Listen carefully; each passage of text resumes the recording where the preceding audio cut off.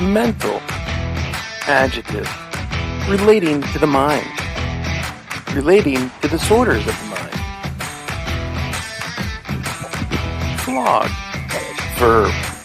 Beat someone with a whip or a stick as punishment or torture. Mental flog. That shit we put ourselves through day after day when we're dealing with things we haven't quite dealt with yet. Mental Flog is a podcast where we come to learn how to live better and quit beating ourselves quite so much. Thank you for joining us, and we are ready to put on a show for you.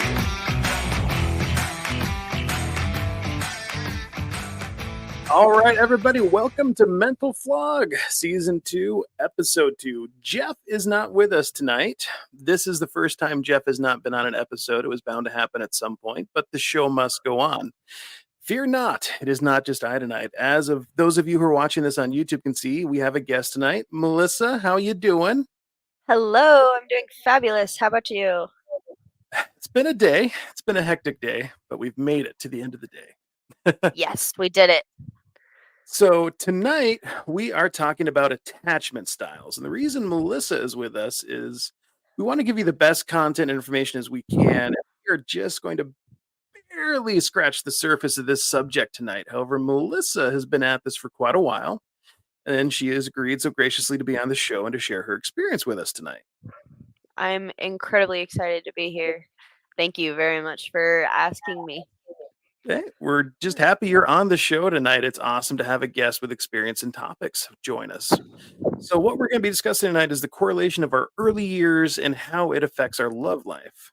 But before we do that, Melissa, say hi. Tell us a little bit about you.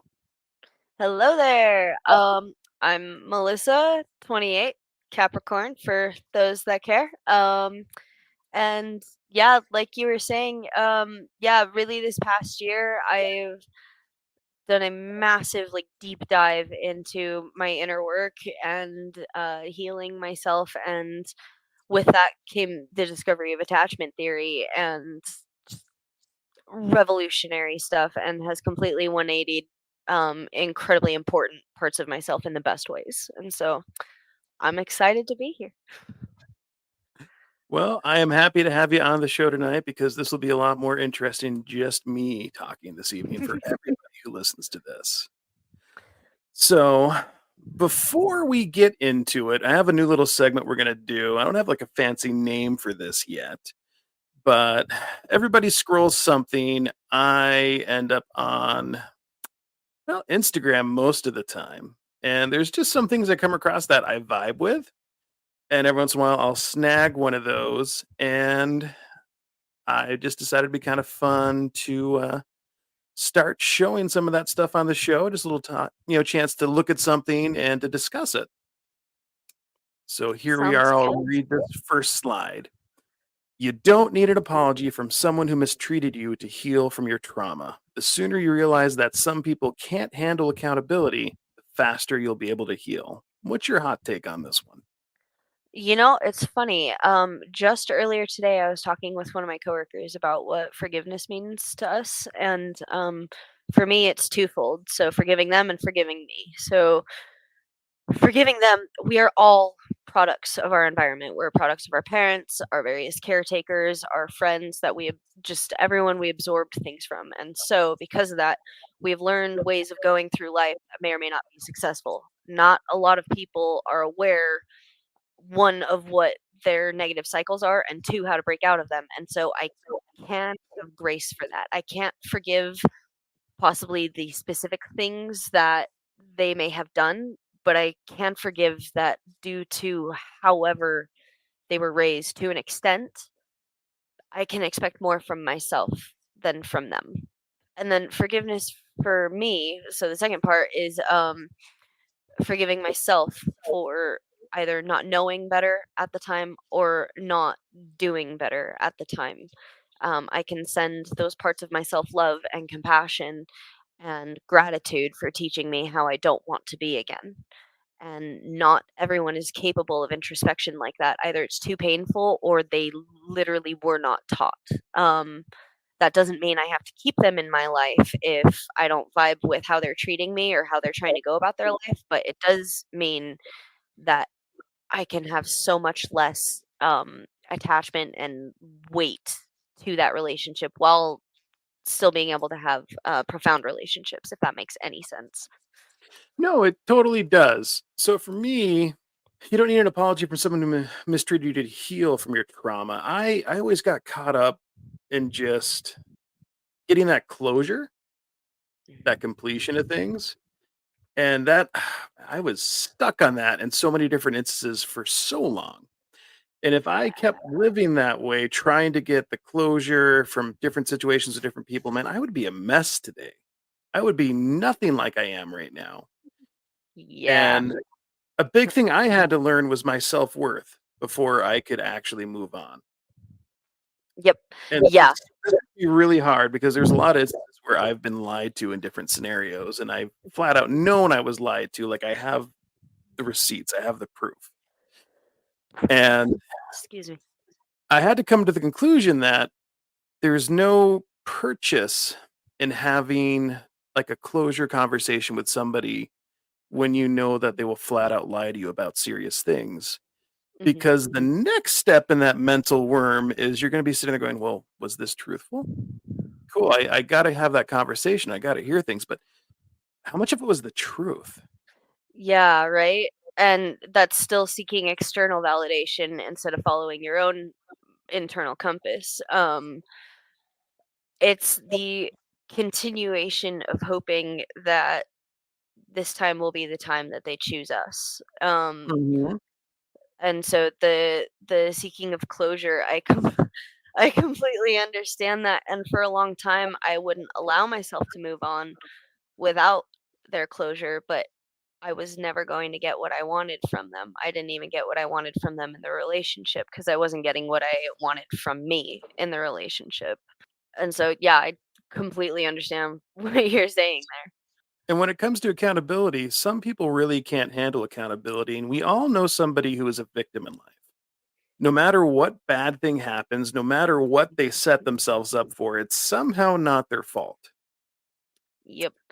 As Um, long as I can be accountable for my actions and my choices and take ownership of how I've gotten to where I've gotten, I feel like I'm doing fine in life. right? Yeah. I completely agree.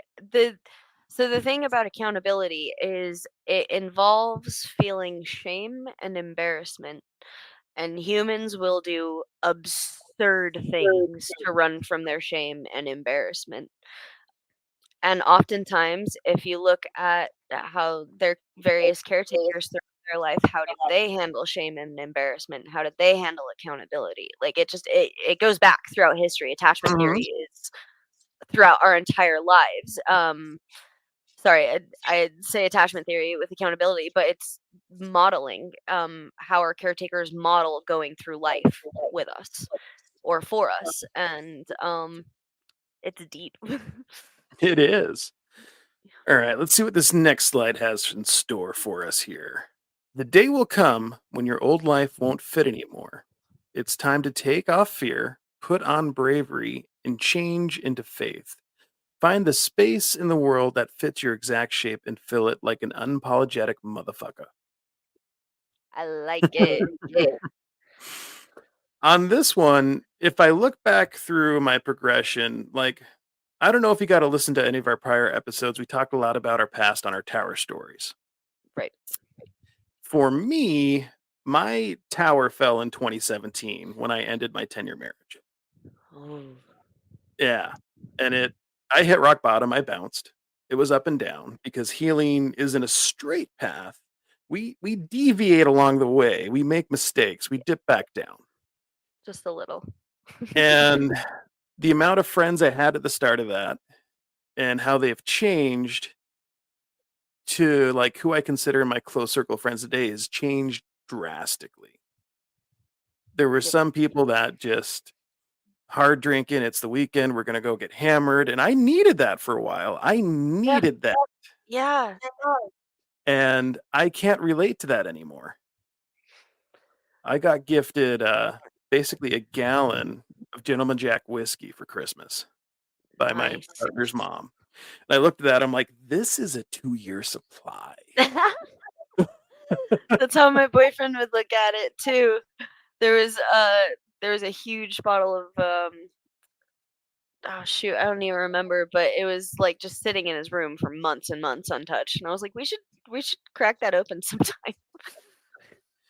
Like, we used But to go at it hard, like a half gallon was like, 2.5 weekends of drinking. yeah. Um last year so some context. So my tower fell in February of last year. Uh I was in a year and a half polyamorous relationship. I was the hinge and a V. I was dating two guys. They weren't dating each other, just me. One was Brandon, and my still current partner is Scott. I was with them for a year and a half, or with Brandon for a year and a half when it fell, and This was shit, a I'm big deal so for you, I remember this. yeah, it I remember was. reaching out. You did, and thank you so much for that. Oh, yeah, partying, yeah, so last year, Scott and I were going out, like, every weekend, Friday and Saturday. Just we had to get it out, though. We were talking about this just last night. Um we needed the connection, we needed to play because our lives were so stressed by the fucking trauma of what was going on, and so, like, that's part of the healing journey, like, and but, what a lot of people get stuck on is they don't let it be an experience. They chase it as a lifestyle. And so Mhm. after like 4 or 5 months, we were like, okay, we're getting tired. And we were able to wean off from the lifestyle. And now we go out like once a month, every 2 months, 6 weeks, something like that. And so it's, we still like to party, but it's not, we don't have that need, that drive, like, oh my God, let's just go forget things for a minute, you know? I know, like, a lot of the time now, if my friends invite me out to a bar, I'm like, "You lost me at bar." I have a For pirate us, we and just don't whiskey at really my have the time. Yeah. Yeah, but Alri that's okay. It's also we're just in a different place too. Like we're healed significantly more, and so we don't crave the escape so much anymore. exactly. Anything else you wanna add to this slide? Yeah, it's okay to start over. It's okay to figure out who you are outside of your old narratives, and it can be fun. I didn't know who I was until like 2 years ago, and then my life exploded in color. Like literally color everywhere because I found out by hanging out with myself that I like color, and I allowed myself to feel that. And so, similar to this slide, like just step into what makes you you and let it let it fill your life. Let it It's just okay to figure take out up who you are. Exact. Yes, take up space, dude. I remember one of my coworkers like yelling at me one time. I was like, "I'm so sorry," and she's like, "No, be loud. Take up space." And I was like, "Okay, okay, I will." And then I did, and it was great. It is great. Alright, so that's 2 out of the 6. What do we got here? You can't be friends with those who broke your heart, ruin your life, took advantage of your love, kindness, and forgiveness. They don't deserve access to your life. There is no friendship there. This one could be controversial. What's your take on it?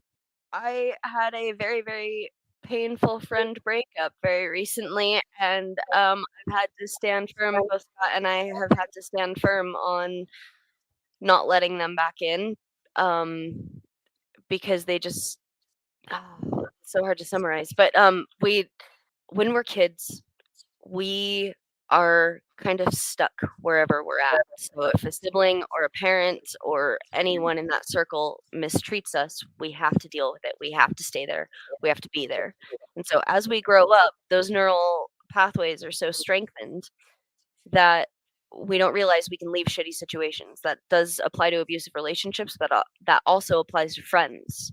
If say your sister normalizes bullying behavior, you're not going to notice when your friends are treating you like shit. And so what's fun is as adults when we learn self-worth and how to stand up for ourselves, we can decide, hey, you know what, I don't really like this treatment. I don't like who I am around these people. I don't like who I would need to become to stay around these people. I can step back and I can remove myself from this situation. Um, because that's absolutely true. They don't deserve access to your life if they're going to completely disrespect you and disregard you and lie to you. Um, they don't deserve access, and a lot of people really, really struggle with that. But it's an incredibly important thing to learn. Gary John Bishop talks about getting complete with things and how it's hard to cut people off from your life because you can talk about something from a year ago or 2 years ago or 3 years ago, and you're right back in the thick of it. And he had this definition: getting complete is you don't think about the glass of water you drank yesterday. You drank it, your body did the thing, it's gone now, it's over with. It's not even a memory, it just happened. Hmm. So it's kind of hard to cut people off, and there's sometimes going to be things you have to deal with in that process on your own to get Yep. complete with it and to get closure. And this is kind of one of my new bigger things after reading his book Grow Up. Sometimes I'll look at older memories like, one of those shower thought moments, like what the shit was this? And I'll catch myself in that process and I go, no, no, we are not assigning new meaning to old bullshit. Ooh, that's good. Um, I just got reminded. Do you ever watch Bluey? We were talking about this a while ago. I've seen some of it. I haven't recently, but yeah. Dude, Bluey is so good. I've just binged the entire series. It's amazing. And there's an episode that was really, really very well done. One of Bluey's schoolmates tackles a painful memory, basically. And while in the memory state, the teacher comes over to him and she says, "You know what's here. You don't need to come back to this place anymore." And I was like, "Holy shit." And so now when I find myself getting pulled into painful thought loops and like trying to reanalyze the situation again, I she comes to me, Calypso, I think the teacher's name is Calypso, comes to me and she said she just says, "You know what's here. You don't need to come back to this place anymore." And I'm like, "Okay, I'll just be on my way then. Bye." And it's really nice. Well, it's amazing how simple little tools like that will stop us mid-process and allow us to redirect. Right? Right? Bluey is full of those little nuggets. I can't tell you how helpful it's been. But yeah, All right, let's see what our next one is. perfect. You're allowed to outgrow people that aren't growing. Yes, that's a big one. That's a I, big one. I had friends that, who always talked about big dreams, big goals, and then they do the same shit different day, day after day, and they never Mm, made any progress to those goals. But we'd sit down and have a couple drinks and we were right back to that conversation. That got really old after a while. yeah. Nope. I totally understand that. And so that's how it was with my ex, Brandon. He would say all the right words, but his behavior was what I really needed to look at, and it took me a long time to do that, but, Scott was crucial for me to be able to see, like, "Hey, actually, this isn't exactly very kosher treatment. I'm allowed to leave this because he's not holding up his end of the deal. He's not being who he says he is, and Oh yeah, it's actions, not okay." words. Exactly, exactly, and, yeah, it was you're completely allowed and encouraged, in fact. And that's what a lot of people I think don't realize while growing up is that like they're they're allowed to outgrow them, but their family dynamics didn't allow for that. If you're a little too different, if you think outside the box, no, don't do that. And so that gets normalized so much that we keep ourselves in horrible situations trying to justify the whole thing. Mhm. Alright, let's see what this next one is. Knowing what you need, want, and deserve is the soil to grow the life you've been too afraid to live. Ooh, I like that. I like So this is from John Kim, the angry therapist. I freaking love his books. that. Okay. not familiar, but the angry therapist sounds very interesting. Knowing what you need, want, and deserve is the soil to grow the life you've been too afraid to live. Yeah, honestly, finding a sense of identity in your healing process is crucial because it helps you figure out what you want out of your life. A big part of my healing journey has been figuring out whose voices I'm hearing when I say a critical comment to myself. Is that my voice or someone else's? Before I dove headfirst into the things that I like, um, for a long time I was liking things other people liked. And so now that I have like a sense of self and a sense of what I like, my life is flourishing because I'm not trying to live for someone else, trying to buy what I think they would like, trying to be the person I think they would like to be. I'm being me and I'm vibing. It's a good time. No, knowing what you need, want, and deserve. I mean, that can be really hard for some people in certain situations. But Mhm. getting to that point where you know yourself and you have an idea of your self-worth is how to go through life happy. Yeah, This will happen absolutely. in weeks, months, maybe even years, but knowing those key foundations is pivotal to Yep. being in healthy relationships, to working situations, to life situations. Yeah, absolutely. It helps your internal, your moral compass steer you true. Exactly. All right, we got one more of these. Okay. The only thing standing between where you are and where you want to be is a series of decisions that most people refuse to make. Yeah, that's a big one. Oh my god. It's really hard to break out of your neural pathways, your cycles, your habits, your patterns. They get comfortable, they get familiar. There's some just recently as last week that I've been like, "Oh, I'm still doing that."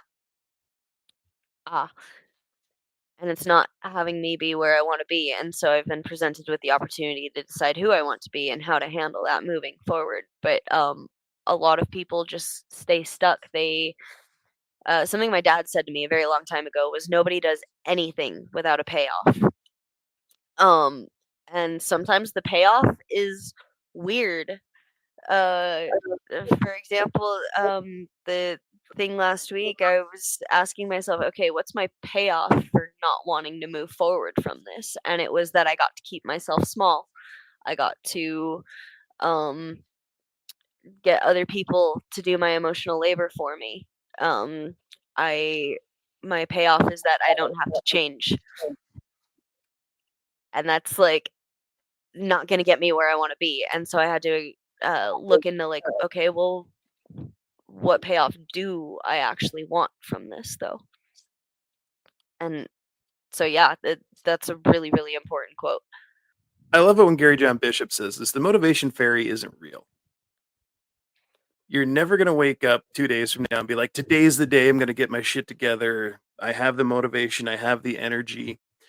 Every step that you take to get life where you need it and want it to be isn't going to be fun, but it's going to be worth it.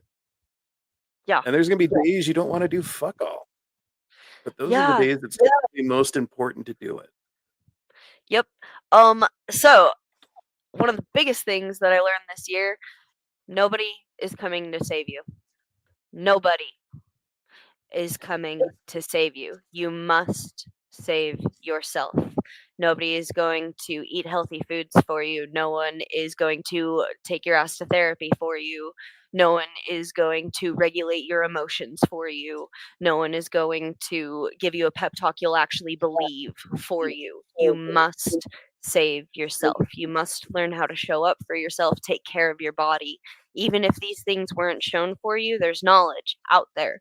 There's thousands of free resources, podcasts, YouTube videos, the library on all of that. And at this point, like self-help books exist for a reason, right? Um, and so yeah, it's incredibly important to learn how to show up for yourself, and it's important to realize that you're worth showing up for. A lot of us, our parents, they had us, and then just we're like, okay, well, manage your own emotions, be more regulated than I, an adult, am, which is utter bullshit. Here, parent yourself, take care of yourself, and so many people weren't taught very, very, very crucial life skills that they're now having to learn as adults. And it's really important to have grace with yourself as you're doing that, but it's important to do it. Um, a lot of relationships fail because one of the books I read last year asked me the question, what were the ways that I was forcing my partner to take care of me in ways that I was refusing to take care of myself? What has this cost us both? And that just shot me through my core because I realized I was expecting these unregulated, messy motherfuckers to have a better handle on life for me. I was expecting so much out of them that I didn't even have for myself. That was not, yeah, I'm glad I have had the year that I had because I cannot imagine continuing to go through life like that. Holy shit. It gets intense, it really does. It really does. I used to have this dream where, like, I'd come home from the end of the day of work, take my shoes off, relax, get my feet, house is kinda set up the way I want, things are together, Mhm. things are chill, and then I realized I'm too motivated to change, grow, and learn things. So, those relaxed days, while needed, they're rare. There's always something I can be doing that's beneficial versus just wasting away watching Netflix. Mm. I really crave my downtime actually, but I'm an incredibly busy person. I live 35 minutes away from the city, and then I have 2 jobs in the city.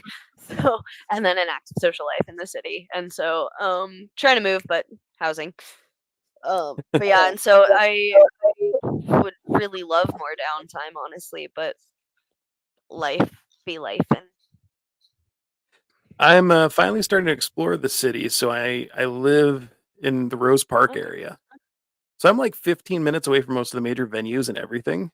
Okay, gotcha. Tooele. So I'm, like, 15 minutes from, like, most of the major venues and everything, so I'm actually finally starting to get out and explore the city and see what's out there that I enjoy. Nice.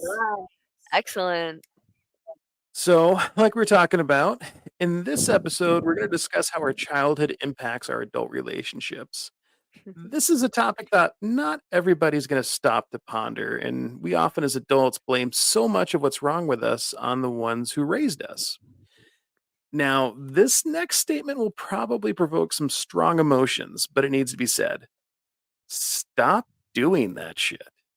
Your parents, much like you, were imperfect people and often did the best they could with what they had. I'm not trying to brush what happened under the rug or even dismiss what you've been through. However, you are an adult now and you are capable of learning, healing, and growing. If you want to break the cycle, you have to take ownership of who you are and how you conduct yourself. Taking ownership of life as it is now removes the stumbling block of blaming the past for modern problems. It's up to you to be the best you that you can be. Now, I know those are Exactly. kind of deep words, but what's your take on that? Um, honestly, going back to what I was saying a minute ago, like you have to save yourself. So as of 18 years old, you are then responsible for every part of your life. Your parents are or caretakers were only responsible for the first 18. You are now responsible for everything else after that. Again, emotional regulation, cleaning your house, taking care of your body, doing the inner work. All of it is now your responsibility. And so something Brandon said the night we broke up. Yeah, communication has been a really difficult thing for me my entire life. You can ask my parents. It's like, okay, you're 30. You know you have communication problems and you're doing what about it? No, you're continuing to hide behind them? No, that doesn't work. What are you going to do about your things? Because a lot of people, they're really good about acknowledging their shit. They just don't do anything about it. They hide behind it. A lot of people, they're like, oh, I'm an anxious attachment. And they use that as an excuse for super shitty behavior. And so, It's the yeah, whole, I am what I am and like it or don't like it kind of mentality yeah, that so many people get stuck in. Yeah, right. It's like you're not set in stone. You can have confidence about certain areas of your life, but like you're not set in stone, and especially the bad shit about yourself. And if you're acting like you are set in stone, like you can't exactly be surprised when your life continues to be shitty. You know? Oh no, how did I not foresee this completely predictable environment? Oh no, it's the actions of my consequences. or, So, or the consequences of my actions. Oh my god. so in I'm our fine. early life, we are walking, talking little sponges. Just like a toddler quickly learns a swear word, they pick up all sorts of things along the way. Watching our families is how we first learn to communicate. Now, this can be a good thing or a bad thing depending on how they interact with each other. Good or Mhm. bad, you probably accepted things for how they were because you didn't know anything different. Mhm. Reflections from across the couch.com has a great article that touches on attachment theory. Attachment theory suggests that we create an internal working model of our parents that we later internalize as our sense of self. Your attachment style, how you experience yourself, and how you exist and communicate and interact in your relationship. Your childhood experiences with your parents or caretakers provide a model for adult relationships. Your attachment style is the way we attach to others in romantic relationships, as well as to other close relationships. Attachment styles are formed in childhood and can have a profound effect on how we approach relationships through our lives. And there's four basic types of attachment styles: secure, anxious preoccupied, dismissive avoidant, and fearful avoidant. And now, Melissa, I'm sure you would say as you get deeper into this, there is more than those four, but those are the core four, right? Yeah, definitely. One more that I learned about was disorganized, which is basically that your living environment growing up was so unstable. There was anxious, there was avoidant, there was secure, and so you're just kind of a jumble of all of them. Sometimes you have a good head on your shoulders, and then other times you go off the rails. And that's the Fun one I know the time. most. But yeah, it's a So, very a good time. secure attachment is when you feel comfortable with your partner, but also feel secure enough to separate from them when necessary. Mhm. If your parents showed love, responded to your needs, and validated your feelings, we were more likely to develop a secure attachment style. Mhm. We then seek out and desire that same attachment style as an adult. The other three types create an insecure attachment. The anxious, preoccupied attachment is what happens when people are dependent on their partner and fear losing them. And this can create codependency. The dismissive avoidant attachment is when people avoid closeness with others because they fear rejection or intimacy. The fearful avoidant attachment is a combination of anxious, preoccupied, and dismissive avoidant attachment styles, meaning you want closeness with your partner, but also fear being rejected or abandoned by them. If you develop an insecure attachment with your parents or caretakers, this may lead to having low self esteem, anxiety in relationships, or feeling overly needy. Doubt that you can trust others, and sometimes being more apt to seek out relationships that mimic this same attachment, not because it feels good, but because it's familiar to us. Mhm. I think I've experienced a lot of these attachment styles in different ways, and the more I learn about things, I can reflect on the past, not trying to add new meaning to old bullshit, but I can be like, oh, okay. No, I see what this was now. This makes Mhm. sense. And that helps Yeah, me process a lot of things. yeah, exactly. I would say most of my life I was an anxious attachment. I was very clingy. I was obsessed with talking to them all day. I was desperately needing to make sure that they were okay so that way I would be okay. And that came from so a really common trope in romantic relationships is the anxious avoidant coupling. They tend to attract each other for some silly reason. And so anxious attachments growing up generally our caretakers, the people around us were very emotionally or physically distant. And so um we grew up understanding that in order to get love, we had to chase it. We had to maybe act out a little bit more. We had to be right in their face a little bit more. We had to beg for their attention and affection. And so that carries on into adulthood. And we tend to find partners that mirror our families. And so finding someone that was emotionally distant and didn't know how to check in with themselves properly was very familiar for me because that was what I grew up with. And so that didn't seem like a red flag to my nervous system. That was just Tuesday. Um, you know? Well, no, Um, it's yeah, true. If you are used to chaos and all of a yeah, sudden you find yourself in what has all the makings of a healthy relationship, you're gonna feel bored. You're gonna feel lost. You're gonna feel confused. Nobody's yep, throwing a frying pan at you. You're not getting attacked. You don't know what the hell's right? going on, but it doesn't quite feel like home. Yeah, exactly. There's been a couple of times where things are good and then that becomes intolerable and within a couple of hours a fight breaks out. And it's like, okay, no, that's not who I want to be. It's fine. Gonna work on that. But no, absolutely. It can be incredibly scary to choose peace over chaos when chaos is all you've known. Um, because it's intimately familiar and it's more comfortable in a way, even though it brings up icky feelings, those icky feelings are kind of addictive actually. Um, Trauma bonding is what they call Well, it. it's like, your childhood blanket. It's warm, it's comfortable, it's what you know, so you seek it out. Exactly, yeah. Um, Unfortunately, having insecure attachments as a security blanket is not a lot of the world isn't very happy 'cause No, no. While it's a comfortable choice, it is not necessarily the best choice. exactly. All right. Mm. So, PsychCentral.com had this to say about adults with anxious avoidant attachment styles. The quality of bond with your primary caregivers in childhood may determine the level of security you have forming adult relationships. Research from 2016 and 2018 suggests that childhood emotional neglect is most commonly linked to adult anxious avoidant attachment style. And here's how: trust.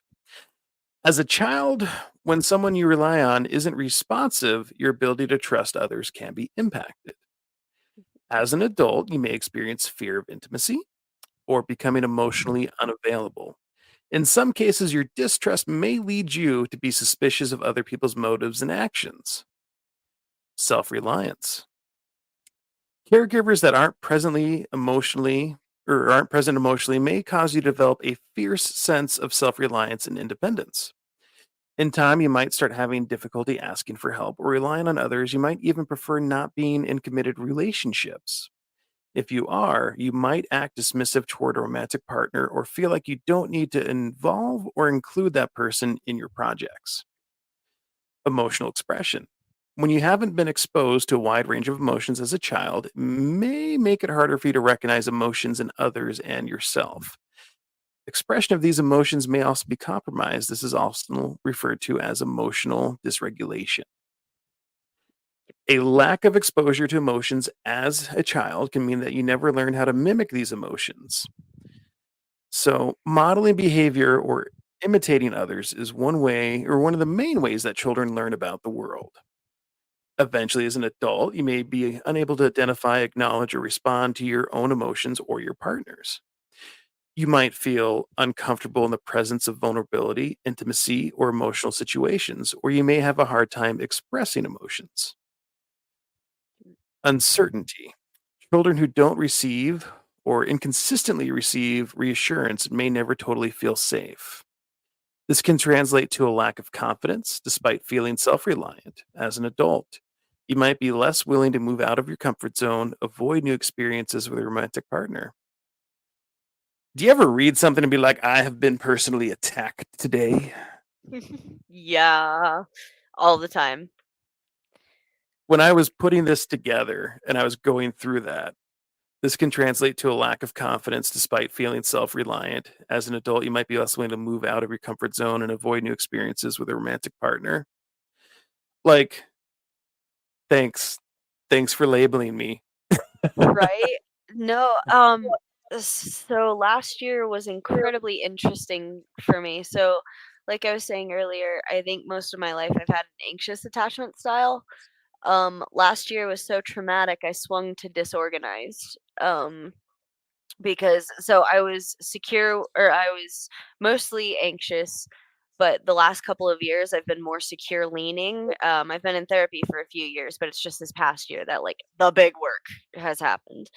Um, but yeah, so anxious most of my life, and then started becoming secure, and I still have a lot of secure tendencies, but then avoidance flooded my life for the first time ever. Um, m- the God, I am monogamous now, actually. So I was polyamorous, and I, for the first time ever, am uninterested in dating anyone outside of Scott. Like, I love Scott. I'm very happy. I'm very fulfilled. But not only that, like, I was just scared for the first time in my life to open up and think about trusting someone because my trust had been betrayed so horribly in my relationship with Brandon. And I'm like, no, because my entire life, so being an anxious attachment, I haven't really ever been single, or if I was flying through bodies, just constantly dating, um, and like just doing anything I could to not be alone or tell myself I wasn't alone. And not only was I so secure in Scott that I didn't feel the need, but I had shifted. Like I was just so traumatized that I was just like, nope, I'm good. I got my man. I'm good. Stay away. Stay away. And No, so I it's been yeah, so so interesting. my relationship dynamic is ethically non-monogamous. Okay. I don't really go out and explore very often because people be crazy. Yeah. Seriously. Like the likelihood of finding somebody who is mentally and emotionally aware and grounded in a good place in Mhm. that dynamic, that is the true unicorn of that lifestyle. Yeah, no, seriously. Absolutely. I got incredibly lucky with Scott. Like holy shit balls lucky.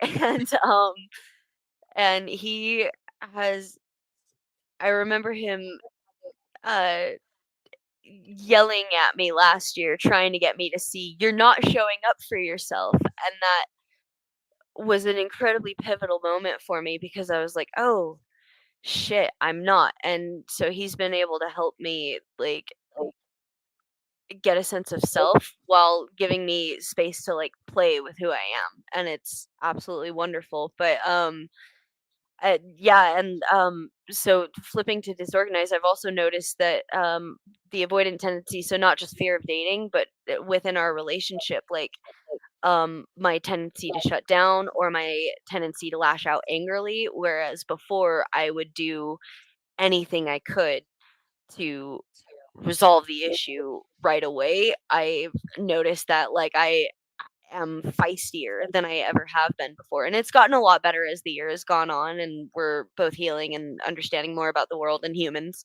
But it's been really fascinating just like, oh, okay, this is what anxious felt like. I now have an intimate knowledge of what avoidant feels like too, and secure.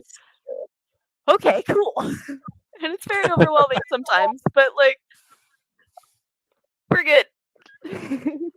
Well, and knowledge is power. When you know something and understand something, it's easier to navigate troubled waters because you can Mhm. understand what you're going through deeper. It's not just I feel this, it's this is what this is called. This is why this is Mhm. happening. What do I need to do? You Exactly. can get a game And plan. exactly. And honestly, have feeling this way gave me so much perspective because most of my relationships have been with avoidance since I've been an anxious most of my life, right? And so I can't tell you how many times Scott has had to call me out on behavior that I remember saying the exact same sentences to several of my exes, and now I'm eliciting that behavior. And it was like, what we were saying earlier, accountability and like compassion and stuff, and I was like, okay, they weren't able to be accountable in this moment, but I can have compassion for the situation they felt because there's times when he's calling me out on my bullshit and I just want to fight him just so he's not right, just so he's not right. And I've had to really challenge myself on that because I noticed my ex is doing the same way, and I'm like, "Nope, I don't want to bring that version of a relationship to Scott. He deserves better, and I deserve better too. I went through hell, and I deserve better from me." So yeah, It's a process, but it's worthwhile, damn it. it really is. It really, really is. So, experiencing the effects of childhood emotional neglect may make you more likely to experience emotional neglect in your adult relationships. For Mhm. example, you might be emotionally neglectful towards your partner due to the emotional unavailability, or you may enter into relationships where others who are themselves emotionally neglectful towards you. Signs of emotional neglect in relationships include routine miscommunication or lack of communication, feeling lonely in the presence of your partner, inability to comfort others or to be comforted during times of distress, avoiding topics that might lead to emotional conversations, preferring to be alone or to do things alone, acting without consideration of other people, avoiding emotional intimacy or moments of affection, or using the silent treatment to express your disagreement. I there's one in here that I really jive with. Yeah. Avoiding topics that might lead to emotional conversations. This used to be my MO. Ooh. There were so many unhealthy relationships where my needs weren't being met. And if I brought something up, I knew it was going to be a fight. It didn't matter if it was a Mm. justified fight or not, but just mentioning something, having that conversation, it wasn't going to be well received. It was not going to be an adult conversation. It was going to be a fight. Right. I've It's had not a fun several of time. those instances in my life as well. That is one of the greatest things about my relationship with my partner is that we have Mm. fantastic communication. I mean, Good. absolutely amazing communication. There's nothing that we can't talk about. There's no taboo or off limits or fight starting subjects. We can be real Good. with each Good. That's so wonderful, and that's really, really important. So, learning about these attachment styles, there's a couple people out there who are like, okay, cool, I'm healthy. And there's other ones like, I'm a little avoidant and I'm anxious about it now. So, I think the real question is, cool, is this like, thanks, mom and dad, I have an anxious avoidant attachment style forever now, you bastards? Is that the case? Nope, not in the slightest. Yeah, like I was saying, so, um, due to trauma and or healing, your attachment style can change. It usually does develop as you go through different experiences with friends, caretakers, lovers. Um, but it absolutely can change. I used to be as anxious as they come, and then, like I was saying, I was working more towards secure leanings. I still have a lot of those leanings. It's nice being able to, like, okay, I can self-soothe. I can um, present or talk about a situation like calmly, rationally, emotionally, but like not out of control. It's profound, the difference, you know. So, attachment style is a topic that is finally getting some much needed attention. Why? Because everything we do derives from our attachment with others. How we manage romantic relationships, how we relate to our coworkers, and even how we parent comes from our own attachment style. Now, Mm. according to attachment theory, the adults typically have one of four attachment styles: secure, anxious, avoidant, or fearful avoidant. And most people know your attachment style is built in childhood and typically maintained through your life. And the goal is always to be securely attached. It means you're able to form a secure relationship with others. You can trust easy. You're able to be loved and you're able to love. Now, a person with a secure attachment style is not afraid of intimacy or fearful of others leaving when space is given. What happens when you have an insecure attachment style? That is, you tend to be more avoidant or anxious. Can you ever get to secure attachment? And if your childhood has set you down the path of insecurity? More simply put, can your attachment style change? The answer is yes. And here is why. Your attachment style can change through your life.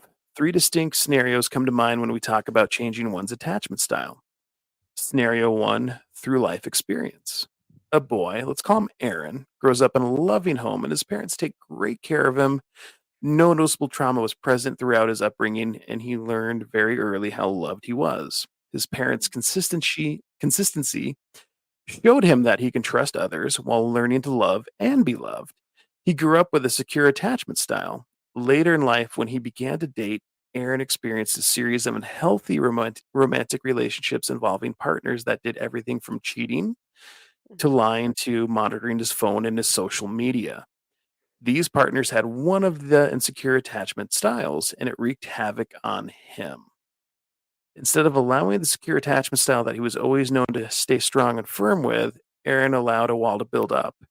He began to become avoidant and dependent upon himself. He was trying so hard to protect himself from getting hurt again. By the next relationship that he became the opposite of what he needed. His attachment style moved from secure to avoidant. Scenario two is between relationships. Yeah, it's kind of fun to watch your own like mental decline and relationship growth thinking about your past partners, isn't it? No, literally. Well, and I just gotta say real quick, when you first started with that story, you said the character's name was Aaron, and I'm like, "That's my brother's name," and that is not what happened for him. Anyway, sorry, continue. So scenario two is between relationships. Mhm. I once worked with a client who we'll call Susan, and she gave me permission to share her story. We had an anxious who had an anxious attachment style. She was in a relationship with someone where she thought she was always on edge. It was not the healthiest relationship to begin with. She consistently found herself consumed with fears about whether he would leave her or whether he was talking to other women, dissecting all his words to create stories of why he may break up with her soon. And she felt extremely insecure went away. Susan even looked through his phone at some of his text messages and exchanges. No surprise to her, the relationship ended for multiple reasons. After processing the breakup and doing some intense work in therapy, she met someone new. I immediately noticed a shift. The way she interacted and talked about him was completely different from the previous relationship. There wasn't a hint of jealousy or anxiousness. She was okay with the distance and any space he needed for work. They took amazing trips together, and she was able to love and be loved freely. Mm. When I brought this to her attention, she acknowledged how true it was. The way she engaged with her new boyfriend was indeed much healthier than in her past relationship. Susan did not exhibit the anxiety and worry she'd once felt. Later, we found out he also had a secure attachment style, which perhaps contributed to the noticeable differences in dynamic. It was a prime example of a truth about the nature of attachment styles. A person's attachment style can change depending on who they are in relationship with, or in some cases, permanently change. Now, this is scenario three through personal growth. I feel like we've both been down this road. I have been aware my whole life that I have an anxious attachment style. This attachment style came from my upbringing. It's a long story, and it affected the way I was showing up in romantic relationships. I tended to need constant validation. I got nervous when my partner needed space. I questioned myself. I did not trust fully, and I had a hard time receiving love easily. All that said, I have been in therapy on and off for over a decade. During this decade, I have done some deep work on myself and how I interact with others. More recently, I was dating someone who clearly had an avoidant attachment style. I couldn't see it at first, but the signs became clear. Instead of me going back into my normal anxious attachment style, I did the opposite. I started to exemplify elements of being securely attached. Seriously, my therapist literally stated, "I am so proud of you. I do not know if you see it, but lately you've been handling your relationship in a secured way." Bingo, it happened again, but this time with me. Why?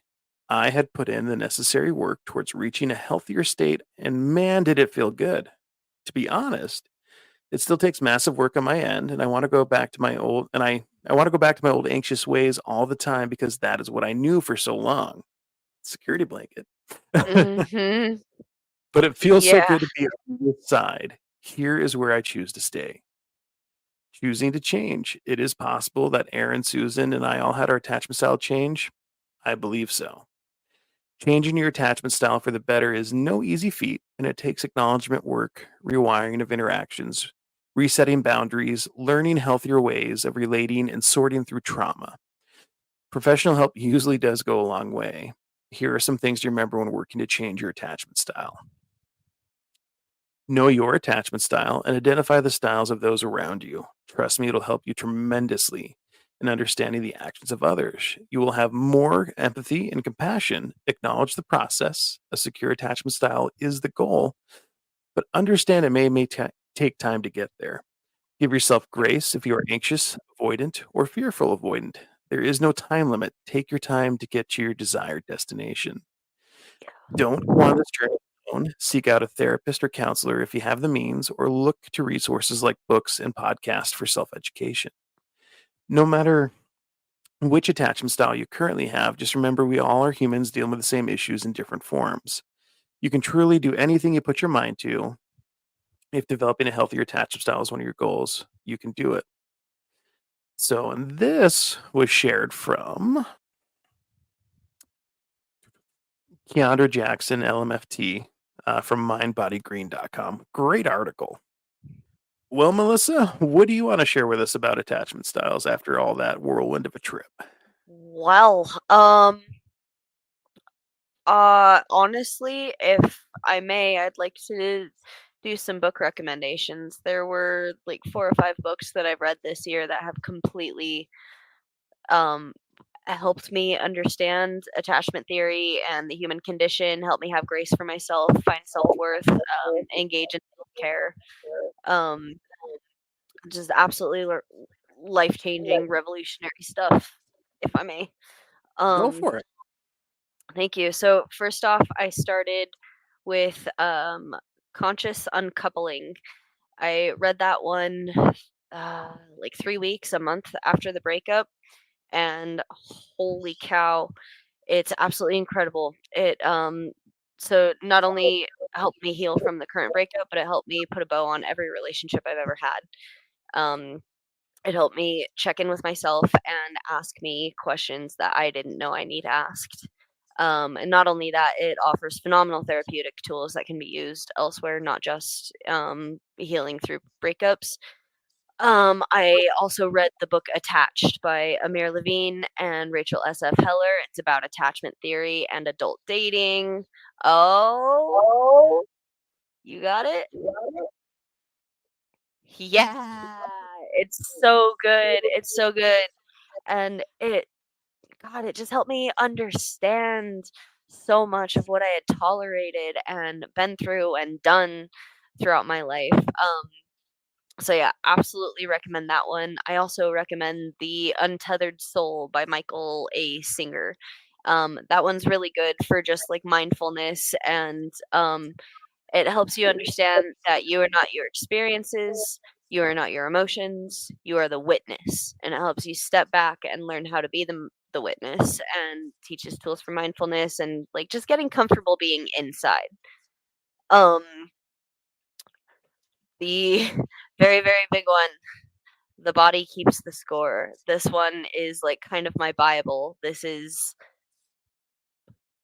okay, it's like attachment theory times 10. It completely explains the way the world is. It's like 40, 50 years worth of studies and data on how our trauma, our neglect, our abuse, how it stays in our bodies and the way it comes out in our health, our habits, and our relationships. And it also offers part 5 is ways to heal from it, which is so, so good. Um, and then the 4 agreements. It's a short read, but it helps to rewire social conditioning and the ways we view ourselves. And so you put all those together, and you're gonna be doing good because I'm flying high, you guys. Oh my god, I feel so much. I know myself more. I feel confident in that more. I trust myself more because I used to not trust myself at all. And that led me to some very interesting decisions in my life. And so the work isn't that scary. It can be at first, but you don't need to be that afraid of yourself. You're not that bad, I promise. Have you ever noticed like the most incompetent people are the most sure of themselves? And the What do ones that, they like, know? generally know what's going on are the ones who are like, "Well, I don't maybe so, I don't know." Yeah, right, and then the ones that are absolute jackass. Honestly, though, I really wonder about them because, like, okay, who did they get that behavior from, and why are they trying to impress them, Valid question. you know? A lot of our world leaders, it's just, posturing because they're trying to get mom and dad's approval in the back of their head, you know? It yeah, it's a good time. Sorry, kinda random, but yeah. No, you're fine. I mean, like we are saying earlier, we're barely scratching the surface of attachment theory. Yeah, yeah, So it is something absolutely. that it's worth doing the research on. It's worth, I mean, do some YouTubing, do some reading, whatever fits Yep, your lifestyle personally. But exactly. it is something beneficial to know more about, whether it's a current situation you're going through or just for future knowledge moving forward in life. Yeah, it's incredibly helpful information just to have. And like we kind of talked about earlier, I just want to offer a word of caution. Once you learn what your attachment style is, don't cling to the label. Again, like we were saying, you can work towards a secure attachment. It takes showing up for yourself. It takes deciding, I want to learn how to regulate myself. I want to learn how to take care of myself. I'm worth taking care of myself and choosing to believe that even in its tiniest amount, it'll get bigger and bigger and bigger, and then suddenly you're good to go. But don't be afraid to start, and when it gets hard, don't be afraid to keep going. I think worthwhile advice for anybody in any scenario is find your tribe. Yeah. Like I was saying before, it's gonna change over time. You're gonna go through different phases and different things you need, and you're gonna find people that maybe are lifelong friends or maybe they're gonna be around for a couple years, but finding your support group and the people that you can relate to and you can be yourself with is a huge part of that journey. Absolutely. Be loud, take up space, and the people that want to be in your space will be there. And if if you find you need to make yourself small for people, then those aren't the people for you. And it's It's okay very to be true. like, nah, this ain't it. Love you guys. I don't want to talk to you though. Bye. You know? So it's funny, you and I originally met at a seminar years Yeah. ago. Yep. I'm trying to remember what the name of the seminar was. Do you remember? Landmark. There we go. It's been bugging me for Yeah. like a week. I'm like, "What was it?" It was a trip, it was interesting, and I gained some things from it, Yeah, but that is me honestly how too. you and I met was at Landmark, and we became Facebook friends, and because this was, like, 2019 before the world fell apart. Oh my god, yeah, right before, wasn't it? Mhm. Wow. Yeah. So what, 5 years? Oh, Yep. 5 years. That's wild. We've both come one Yeah. hell of a long way in 5 years. Oh my god, we really have. I Man, that's so wild to think about. I was just thinking about the last 3.5 years, but like the last 5 years, it's good stuff. I'm happy with where we're at, man. We're both happier. We're Oh, yeah. both more aware of ourselves. We're both able to take care of ourselves more. Like that's it's good shit. You had mentioned, you've done a lot of work on healing the inner child. Oh yeah. Yeah. Anything you wanna any nuggets you wanna share about that? Um okay, so yeah, Bluey was like really crucial for that, but that was really recent. Mostly occasionally I'll just, like, look at, gentle parenting videos and apply it to myself because, like, that shit actually works. But my inner child, yeah. So in learning all the things that I did with attachment theory, it so Brandon was my tower, like we were talking about, and in him was a zoomed in look at my family. My 2 siblings and my mom and my dad showed up loudly in this guy, his good and bad qualities. And so as I was healing from the relationship, the behaviors that he was doing that would say that reminds me of my brother, I was able to step back and then look at a memory between me and my brother and then extend love to that younger version of myself and decide, okay, do I want to act like my brother in this moment? Because there's times where I act like my brother and he's a piece of shit. So there's times where I act like a piece of shit and that's not something I like about myself. So I can choose to do better in that moment. I can acknowledge it and go, okay, I want to do better. Or I can continue the negative cycle. Which one do I want to be? And just send love and compassion to to the younger version of me that was hurt and scared in that moment too. Um, but yeah, man, healing my inner child has been so nice because like I view myself as my friend now. Um, I had the realization this year that I am a spiritual being having a human experience, and this is the body I was given, and this is the only body that I get for this lifetime. I cannot hate or neglect myself into another body. So I get to take care of this one. And in making that decision, being able to comfort myself became a lot easier. Being able to sit with my shame and my embarrassment became a lot easier. The desire to clean my house, to eat fruit became so much easier. The affirmations, um,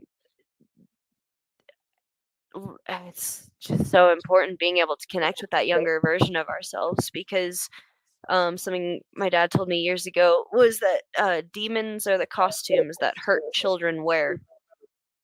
And so when we're acting like a demon or when we're followed by our demons, it's because there's a part of our younger selves that hasn't been acknowledged yet or that hasn't been attended to yet.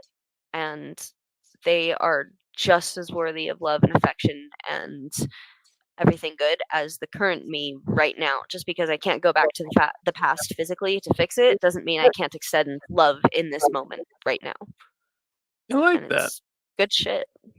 What do you think your inner child would say about adult you today? She's cool. She's cool. No, I think my younger self would be like, "Wow, you're colorful. I like that." And um you have lots of stories about boys. Tell me that and tell me what it's like to not crave them. Like I'm incredibly stoked on Scott and that's it for me. Tell me what that's like, adult me. Um and uh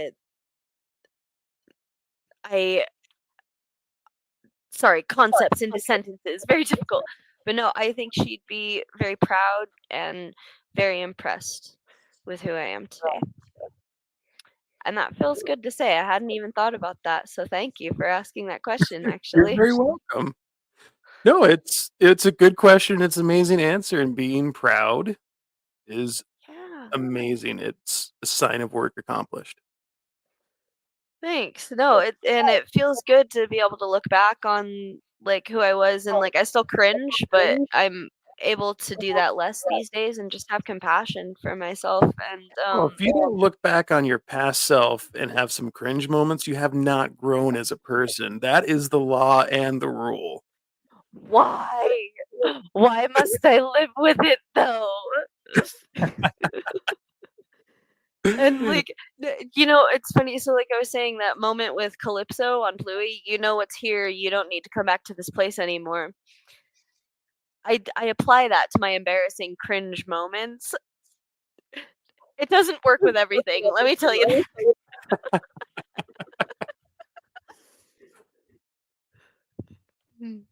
So yeah, I am just incredibly stoked of the work. I'm incredibly stoked on the books that I've been able to have access to, and I'm also very, very grateful to my parents because they were human.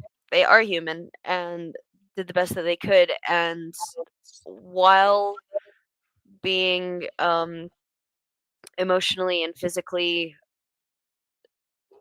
the ways they were that led to me being an anxious attachment style. I was also incredibly gifted or blessed with parents that my mom was going to workshops like Landmark my entire life. And my dad has been very interested in inner work his entire life as well. Um, and so while I have a lot of negative attributes because like they weren't perfect just because they were going through the workshops doesn't mean they were magically like secure regulated human beings. They just had a little bit of an edge on uh, that's not the way to say it, but like you know what I mean. And I They was had a leg up on it. They were doing yeah, things to be better.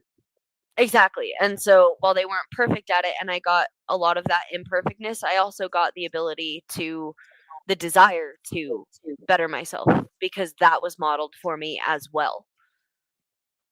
And that was very, very important for me. And I'm very grateful. Thank you, parents. Speaking of book recommendations, I have one for you. Yes. Ooh, I'm excited. I will write it down.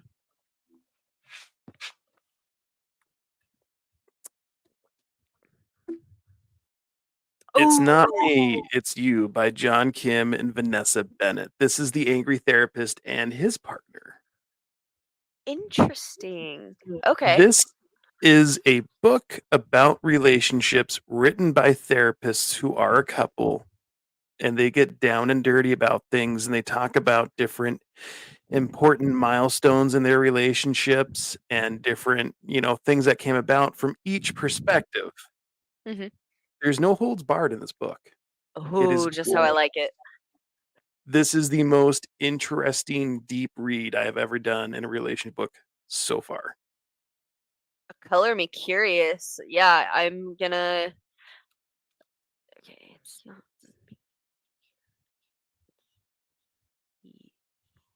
And that is the whole reason to which I own this book, because they talk about attachment styles in there Okay. and they brush the surface of it and they mentioned this one. And it's like, fucking self-help book making me buy another damn book. I know, right? No, conscious uncoupling. I don't remember if she talked about attachment theory in the book, but something I was googling after read somehow I found attachment theory after reading conscious uncoupling, and so yeah, the similar story. That's the one that launched me. Well, we should probably call it a wrap for tonight. Wow, an hour and 15 minutes. We Yeah. got we got a good time. I sincerely appreciate you coming on and sharing your experience with us tonight, Melissa. It's been fantastic to have you on the show. What do you feel like being on your first podcast? This was awesome. Thank you so much for inviting me, for wanting to hear my story and my soapboxes, and I have enjoyed myself immensely. I'd like to figure out a way to avoid those pauses where my brain is just buffering, but ultimately, no, this was a really, really great experience. Thank you so much for inviting me and for having me on your show. This is phenomenal. Thank you. You are very welcome. So, Mental Flog publishes new episodes the 13th of every month, as long as we're in a season we're recording. And we do have a text or voicemail line for listeners who have questions. And that phone number is 801 810 7502. You can go ahead and shoot that number in actual text, or you can leave a voicemail. It'll go right to voicemail for those who are anxious. Jeff or I are not going to pick up that phone. You're just going to get the voicemail. It's the way to Well, be. I think this is a wrap for season 2, episode 2. Love starts at home. Melissa, thank you so much again for being on the show tonight. You're welcome. Thank you so much, Bishop, for having me. This has been a true pleasure. And for all of our listeners, please do like, follow, and subscribe and share. We're a grassroots podcast. We don't pay for promotion. So if you found us, you either stumbled upon us by dumb luck or somebody might have referred you to the show, and we're happy you're here. Well, Melissa, thank you so much and good night. Good night. Thank you.